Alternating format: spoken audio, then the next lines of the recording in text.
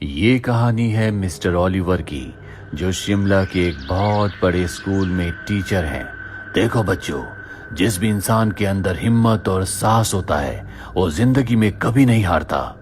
हालांकि वो शिमला के इस बहुत बड़े स्कूल में टीचर है, जहाँ पर हर कोई बाहर से पढ़ने के लिए आता है, क्योंकि स्कूल में हॉस्टल भी है।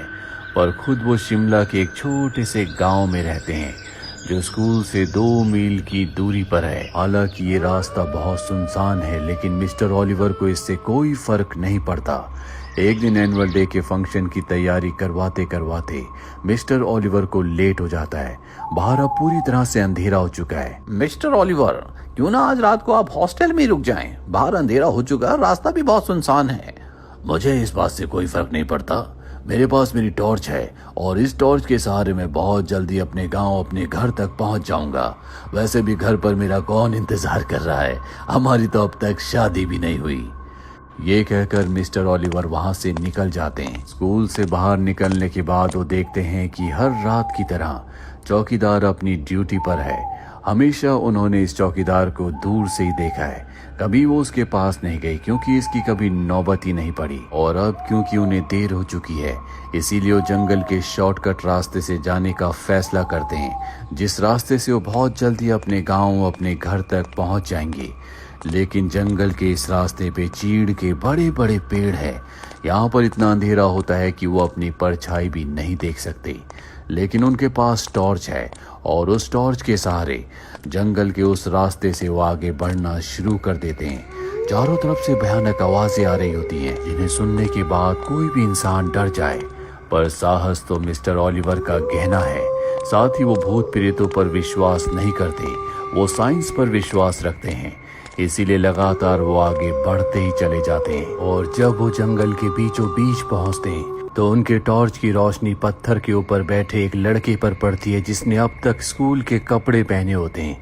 ये देखकर उन्हें गुस्सा आता है, क्योंकि 7 बजे के बाद किसी भी बच्चे का स्कूल से, हॉस्टल से बाहर आना पूरी तरह से मना है। और अब वो दूर से उससे पूछते हैं, तुम यहाँ बैठकर क्या कर रहे हो? पर वो बच्चा उनकी बात का कोई जवाब नहीं देता।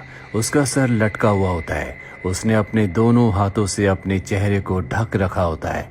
और जब मिस्टर ओलिवर उसकी तरफ बढ़ते हैं तो उन्हें अजीब से रोने की आवाज आती है, जिससे वो बच्चे के लिए चिंतित हो जाते हैं। वो समझ जाते हैं कि बच्चा परेशान है। और अब वो बच्चे से पूछते हैं, क्या बात है, तुम यहाँ पर क्यों बैठे हो? अगर तुम्हें कोई परेशानी है तो मुझे बताओ। बच्चा अब भी उनकी बात का कोई जवाब नहीं देता।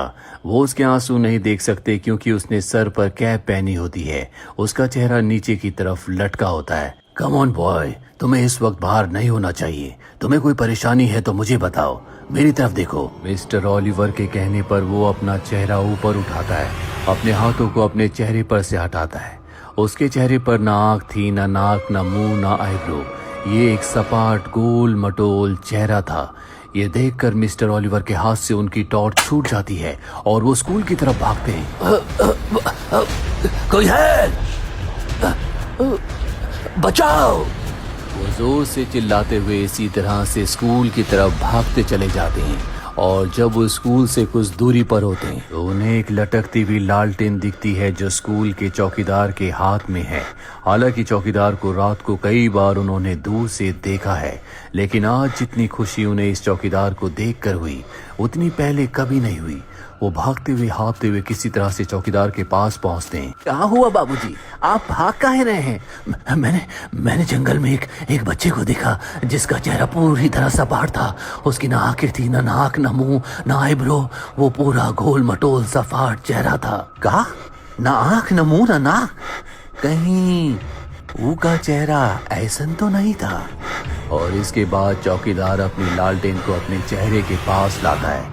चौकीदार की भी ना आँख थी, ना नाक, ना मुंह और ना आईब्रो। ये भी एक गोल मटोल सपाट चेहरा था। और तभी हवा के एक तेज झोंके के साथ लालटेन बुझ जाती है। मिस्टर ओलिवर डर के इस दूसरे सदमे को बर्दाश्त नहीं कर पाते। हार्ट अटैक आने से उनकी मृत्यु हो जाती है। और ये कहानी यहीं पर खत्म हो जाती है।